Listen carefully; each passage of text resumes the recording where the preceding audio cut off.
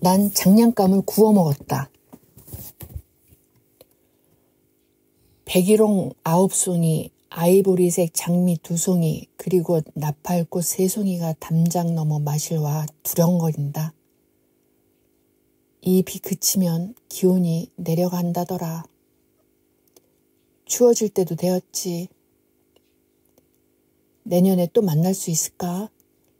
이별 준비라도 하듯 비 맞으며 하는 대화가 쓸쓸하다. 창틀 안에 들어와 있는 정물화가 채도를 바꿨다.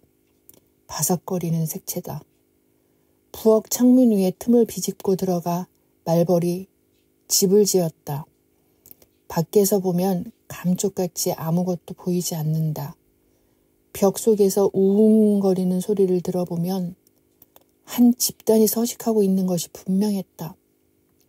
밤에 불을 켜고 있으면 방충망에 닥지닥지 붙어 있다. 아이들은 자꾸 119에 신고해서 없애야 한다고 야단이다. 몇 해 전 큰딸이 방에 들어온 벌에 쏘여 놀란 적이 있어 더하다. 난 찬바람도 났고 우리가 좀 조심하면 되지 않나 하며 저희들도 살겠다고 열심히 집을 짓고 알을 낳고 있는데 야박하게 하는 것 같아 내키지 않았다.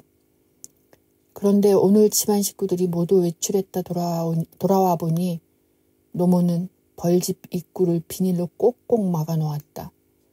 문을 잃어버린 벌들이 주변을 방황하고 있었다. 아이들이 벌에 쏘일까봐 늘 노모는 걱정하던 차였다. 아이들과 그 광경을 보다가 잘했다고도 왜 그랬냐고도 못하고 생태계 타령만 했다. 그렇게 많이 오던 제비들도 오지 않으니 벌레들이 더 극성이라고 요즘은 그래도 우렁이 농법이니 오리 농법이니 하며 농약을 아끼니 메뚜기도 많아지고 이젠 제비들도 점점 오지 않을까 기다려보자고 이야기를 나눴다. 메뚜기가 어디 있어? 남편이 물었다. 남편은 부산에서 자라 고등학교 졸업 후 대학을 서울로 온 사람이어서 시골의 정치를 잘 모른다. 아이들은 자연 속에서 자라야 한다는 뜻을 가진 남편은 지금의 환경을 흡족해 하는 편이다. 요즘은 논두렁이나 풀숲에 가면 많던데? 내가 대답을 하고 나니 노모의 메뚜기 요리 강좌가 시작되었다.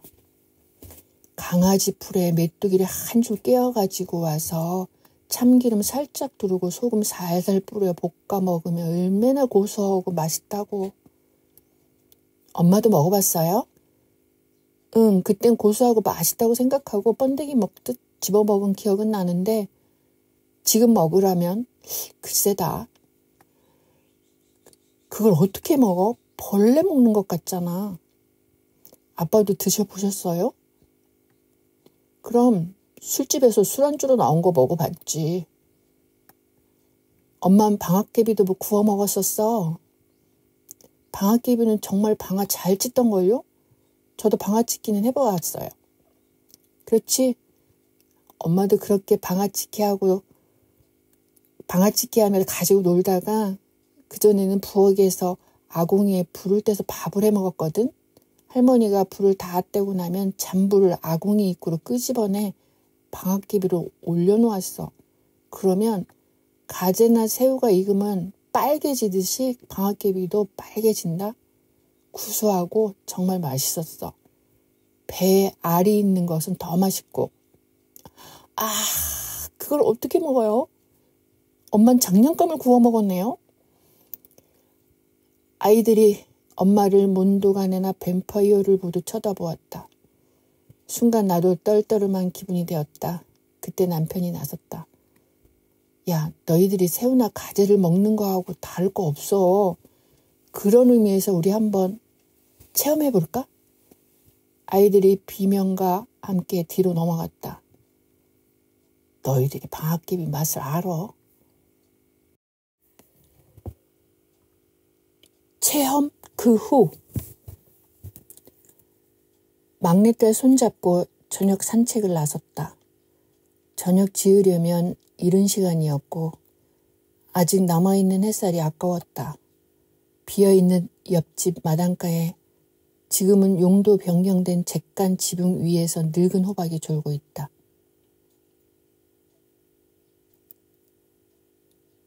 여유와 너그러움이 늙음을 덮었다. 마을을 에워싸고 있는 산 밑으로 작은 개울이 흐르고 있다.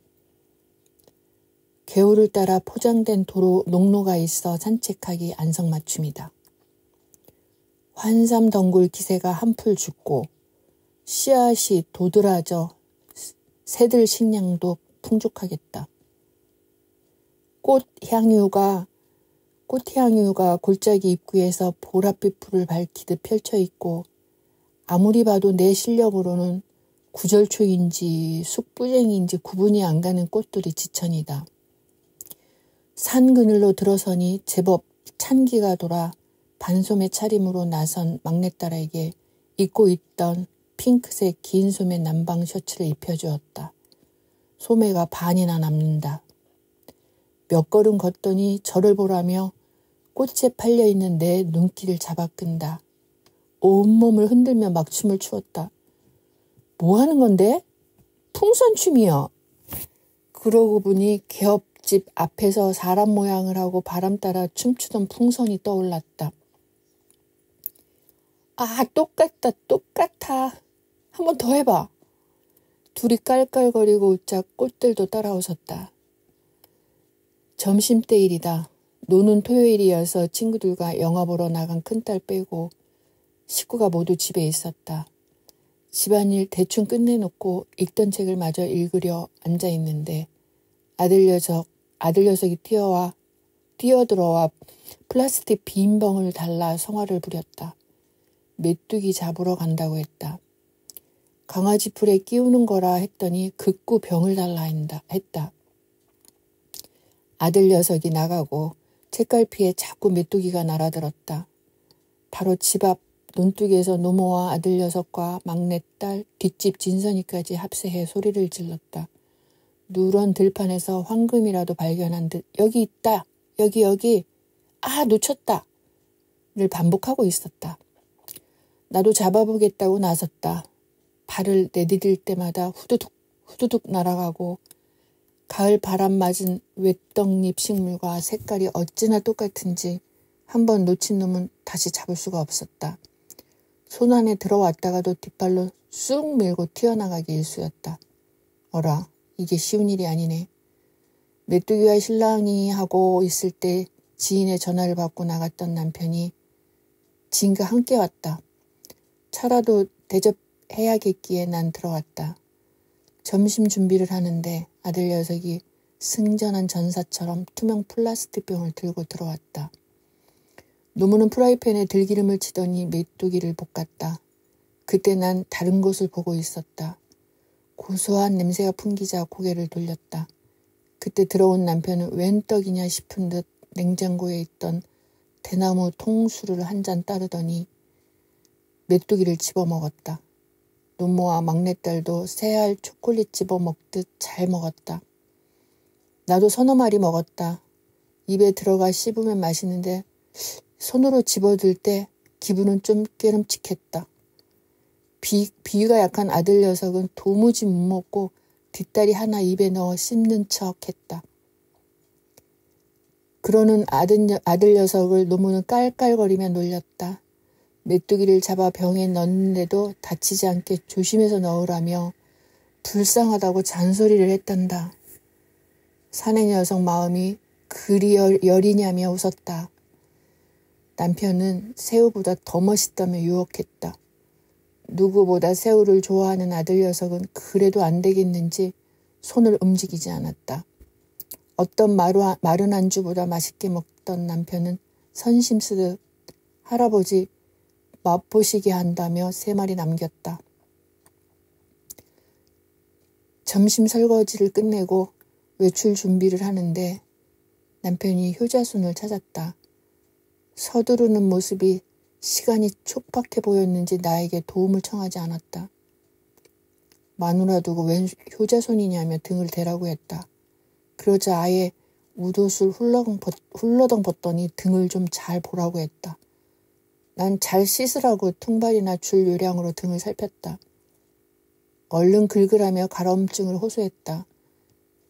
등을 긁으며 자세히 보니 율무할 만하게 두드러기가 올라오고 있었다. 팔 안쪽에도 돋기 시작했다. 그때 내 머리를 툭 치고 지나가는 것이 있었다. 아, 메뚜기. 급하게 면 소재지에 있는 약방으로 차를 몰았다. 사정 이야기를 하고 해독제를 조제해 먹었다. 메뚜기를 못 먹는 아들 녀석에게 촌에 살면서 촌맛을 모르는 촌놈이라며 놀렸는데 남편도 마찬가지인 셈이다.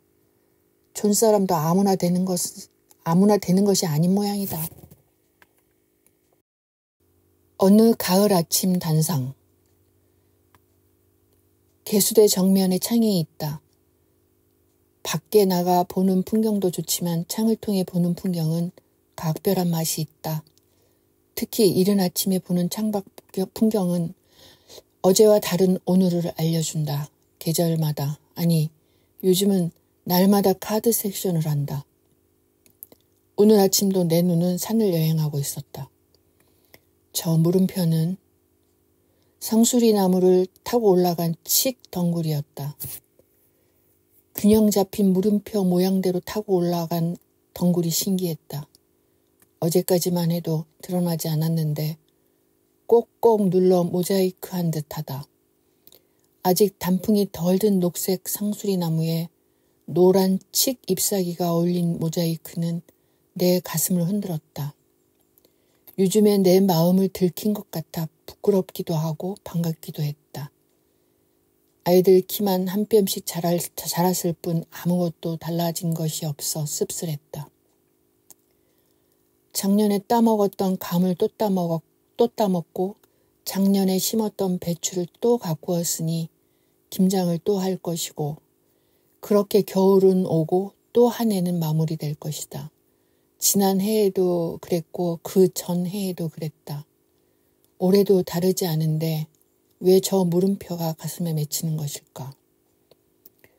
올봄의 동산 가운데 오동나무가 보라색으로 치장을 하고 나타났었다. 다시 그 자리를 눈여겨보았으나 찾을 수가 없다. 자연은 때를 안다. 철도 있다. 나는 때를 모르고 철이 없이 가고 있었구나 하는 생각이 들었다. 이삭을 털린 벼들이 논바닥에 나란히 누워있다.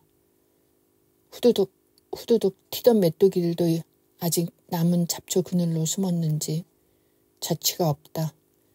뒤뜰의 감나무 잎사귀들은 지는 노을 색깔로 변하더니 자꾸 떨어진다. 텃밭에는 실하게 자란 배추와 무만 시퍼렇다. 아랫집 아주머니가 지루해하는 겨울이 저만치 와 있다. 아랫집 아주머니는 혼자 지낸다. 주말마다 자식들이 들락거리기는 하지만 일 없는 겨울에는 하루 보내기가 지루하다는 이야기를 여러 번 들었다. 올해 정월에 아주머니 군불 뗀 방이 따뜻하다고 노모는 자주가 말상대를 하곤 했다. 내가 노모를 찾으러 갔을 때 한 말이 아직도 귓가에 맴돈다. 밭에 풀이라도 났으면 좋겠어. 나가 풀이라도 뽑게. 하루가 어째 이리 길어. 데리고 있던 막내 아들 소식을 기다리느라 가슴이 상해 심장약을 대놓고 먹는다는 말을 했다. 깡통 구자가 판치던 그 해에 주식에 손을 대 논수마지기를 경매로 넘기고 이래저래 마음이 상한 노총각 아들은 어딘가 자취를 감추고 만 것이다. 2해 전 아버지 부음에도 오지 않아 여간 마음이 상한 것이 아니다. 아주머니는 꿈자리가 뒤숭숭하면 양성 무당 할머니를 찾아가곤 했다. 한 번은 내가 내려가 물어본 적이 있다. 어딘가에서 전기 설비인지 무슨 그런 계통의 일을 하고 있고 한 곳에 있지 않고 여기저기 돌아다니는 일을 하고 있다고 하더라며 죽지 않고 잘 살고 있단다며 가슴을 쓸어내렸다. 그래도 양성무당이라도 만나고 오는 날은 한결 마음이 가벼워 보였다. 가끔 노무는 마을 사람들 식성을 이야기할 때가 있다. 그럴 때면 난 남 식성까지 꿰어차고 있냐고 농담을 건네며 한 동네에서 산 세월이 얼마인데 그걸 모르냐며 나를 시원치 않게 생각했다. 맞다. 그랬다. 내가 이 동네에서 자랄 때만 해도 동네 어른들은 모두 내 어른이어서 예의를 차리곤 했다. 가끔 아이들이 1,000원 지폐를 받아올 때가 있다. 아이들은 네가 영미 딸이냐? 라던가 네가 영미 아들이여? 하시며 어떤 할머니가 주셨다며 들고 왔다. 40 중반을 넘긴 나이를 잊고 아직 교복 입은 영미만 기억하신다. 당신들 나이도 있고 내 나이도 있는 것이다. 그럴 때마다 더욱 쓸쓸해지곤 한다. 활기차던 세월은 가고 주름 가득한 얼굴로 집을 지키고 있다. 내가 고무줄놀이 하며 놀던 친구들이 한 명도 남아있지를 않으니 시골은 텅 비어 늙은 노인들이 그저 기다리기만 한다. 그 친구들은 어딘가에서 저 들과 산을, 저 들꽃을, 저 하늘을 그리워하고 있을 것이다. 노무는 틈틈이 마늘을 쪼개 튼튼한 쪽으로 씨한다고 준비했다. 내일은 고추대를 뽑아낸 밭에 마늘을 심어야 한다. 손 시리기 전에 심어야 한다며 재촉을 해 난 같은 소리 반복하는 것이 듣기 싫어해 빨리 하라는 대로 따른다. 그리고 밭농사는 무조건 노무의 권리이며 의무이다. 수학에 대해서는 노무의 권력이 된다. 난 그 권력의 하수인이 되기를 자처한다. 그 권력이 없어지는 날은 노모가 맥을 놓는 날일 것이다. 그러니 나는 언저리 좋은 여자일 수밖에 없다. 시골은 쓸쓸하고 슬프다. 여기저기에 슬픔이 배어있다. 꼭 짜면 슬픔이 줄줄 흐를 것 같다. 오늘 아침 칡 덩굴이 그린 물음표가 나를 여기에 멈추어 놓았다.